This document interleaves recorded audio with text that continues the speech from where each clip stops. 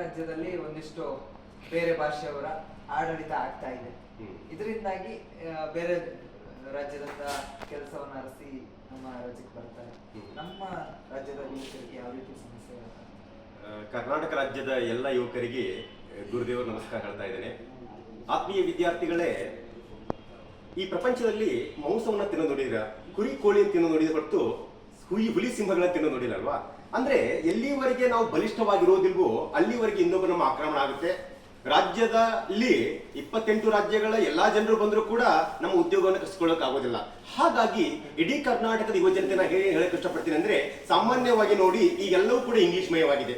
ನಾನು ಕೂಡ ಕನ್ನಡ ಮಾಧ್ಯಮದಲ್ಲಿ ಕಲ್ತರೂ ಕೂಡ ಎಲ್ಲವೂ ಇಂಗ್ಲಿಷ್ ಮಯವಾಗಿರೋದ್ರಿಂದ ಯಾವುದೇ ಒಂದು ಕಂಪನಿಗಳಲ್ಲಿ ಆಗಲಿ ಅಥವಾ ಸೇವಾ ವಲಯ ಆಗಿರಬಹುದು, ಕೈಗಾರಿಕಾ ವಲಯದಲ್ಲಿ ಕೆಲಸ ಮಾಡಬೇಕಾದ್ರೂ ಅನ್ನದ ಭಾಷೆ ಆಗಿರೋದು ಸಾಮಾನ್ಯವಾಗಿ ಇಂಗ್ಲಿಷು. ಹಾಗಾಗಿ ನೀವು ಇಂಗ್ಲಿಷ್ ಬಗ್ಗೆ ವಿಶೇಷವಾಗಿ ಒತ್ತು ಕೊಡಬೇಕು. ನೋಡಿ, ಕನ್ನಡದಲ್ಲಿ ವರ್ಣಮಾಲೆಗಳು 49 ಇದಾವೆ, ಇಂಗ್ಲಿಷಲ್ಲಿ 26 ಇದಾವೆ. ಹಾಗಾಗಿ ಮ್ಯಾಥಮೆಟಿಕ್ಸ್ ಪ್ರಕಾರ ನೋಡಿದಾಗ ಅದ್ಭುತವಾಗಿ ಕನ್ನಡ ಓದ್ತೇವೆ, ಬರಿತೇವೆ, ಮಾತಾಡ್ತೇವೆ. ಆದ್ರೆ 26 ವಿಷಯ ಆಲ್ಫಾಬೆಟ್ಸ್ ಬಗ್ಗೆ ಬಂದಾಗ ನಮಗೆ ಭಯ ಆಗುತ್ತೆ. That is called infinity complex ಅಂತ.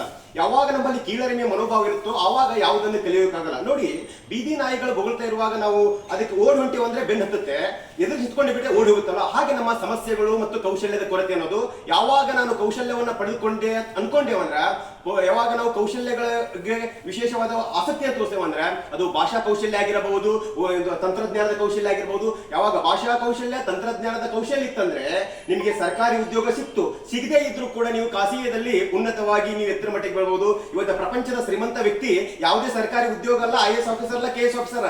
ಎಲನ್ ಮಸ್ಕ್ ಇವತ್ತೇನ ಇಸ್ರೋ ಮಾಡಿದಲ್ಲ ನಮ್ಮ ದೇಶದಲ್ಲಿ, ಆ ಕೆಲಸವನ್ನ ಸ್ಪೇಸ್ ಎಕ್ಸ್ ಒಬ್ಬನೇ ವ್ಯಕ್ತಿ ಮಾಡಲ್ಲ. ಪ್ರಪಂಚದ ನಂಬರ್ 1 ಶ್ರೀಮಂತ ಆಗಿದ್ದು ಯಾವುದೇ ಸರ್ಕಾರಿ ಉದ್ಯೋಗ ಅಲ್ಲ ಪ್ರಪಂಚದಲ್ಲಿ. ಹಾಗಾಗಿ ನಿಮ್ಮ ಕೌಶಲ್ಯಗಳು ನಿಮ್ಮ ಬಲವಾದ ಶಕ್ತಿಗಳು. ಹಾಗಾಗಿ ನಿಮ್ಮ ಕೌಶಲ್ಯದ ಮೇಲೆ ಯಾವಾಗ ನೀವು ವಿಶೇಷವಾದಂತಹ ಪ್ರಭುತ್ವವನ್ನು ಸಾಧಿಸ್ತಿರೋ, ಯಾವ ರಾಜ್ಯದಿಂದ ಜನ ಬಂದ್ರು ಕೂಡ ನಮ್ಮನ್ನ ಬೀಟ್ ಮಾಡಕ್ ಆಗುದಿಲ್ಲ.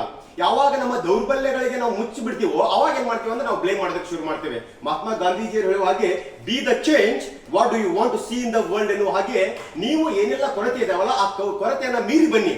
ಈಗ 5G ಹೋಗ್ತಾ ಇದ್ರೆ ನೀವು 6G ಆಗಿ, ಚಂದ್ರನ 3 ಆದ್ರೆ ನೀವು 4 ಆಗಿ.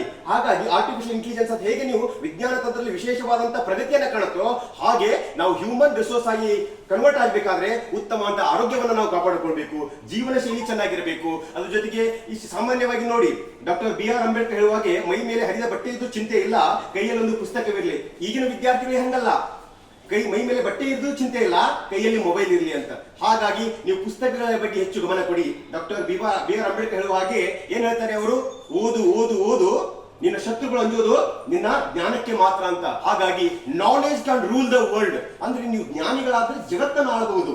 ಹಾಗಾಗಿ ನಿಮ್ಮಲ್ಲಿ ಒಂದೇ ವಿನಂತಿ ಏನಪ್ಪಾ ಅಂದ್ರೆ, ನೀವು ಸರ್ಕಾರಿ ಉದ್ಯೋಗಗಳ ಆಕಾಂಕ್ಷೆ ಆದ್ರೆ 1-2-3 ವರ್ಷಗಳ ಕಾಲ ಅದ್ರ ಬಗ್ಗೆ ಶ್ರಮ ಪಡಿ. ಅಕಸ್ಮಿಕ ಅದು ಆಗದೆ ಹೋದ್ರೆ ಭಯ ಪಡುವಂತ ಇದು ಇಲ್ಲ. ಯಾಕಂದ್ರೆ ಆಲ್ ಈಸ್ ವೆಲ್ ಅಂತ, ಆಗಿದ್ದೆಲ್ಲವೂ ಕೂಡ ಒಳ್ಳೆಯದಕ್ಕೆ ಅಂತ ಹೇಳಿ APJ ಅಬ್ದುಲ್ ಕಲಾಂ ಅವರು ಕೂಡ ರಕ್ಷಣಾ ಕೆಲಸ ಮಾಡೋಕೆ ಹೋದಾಗ ಅಲ್ಲಿ ರಿಜೆಕ್ಟ್ ಆಗ್ತಾರೆ. ಮುಂದೊಂದು ದಿನ ಈ ದೇಶದ 11ನೇ ರಾಷ್ಟ್ರಪತಿಯಾಗಿ ಇಡೀ 3 ವಾಯುಸೇನೆ, ಭೂಸೇನೆ, ನೌಕಾಸೇನೆಗೆ ಅಂತಲ್ಲ ರಾಷ್ಟ್ರಪತಿ ಅಂತಲ್ಲ ದಂಡನಾಯಕನಾದಲ್ಲ. ಹಾಗಾಗಿ ಜೀವನದಲ್ಲಿ ಆಗುವುದೆಲ್ಲವೂ ಒಳ್ಳೆಯದಕ್ಕೆ ಅನ್ನೋ ಹಾಗೆ DVG ಹೇಳ್ತಾರಲ್ವಾ, ನಿಮಗೆ ಏನಾದ್ರೂ ಒಳ್ಳೆಯದಾಗುತ್ತೆ ಅಂದ್ರೆ ಅದಕ್ಕೆ ಮೂಲ ಕಾರಣ ಇರುವುದೆಲ್ಲವನೆನೆದು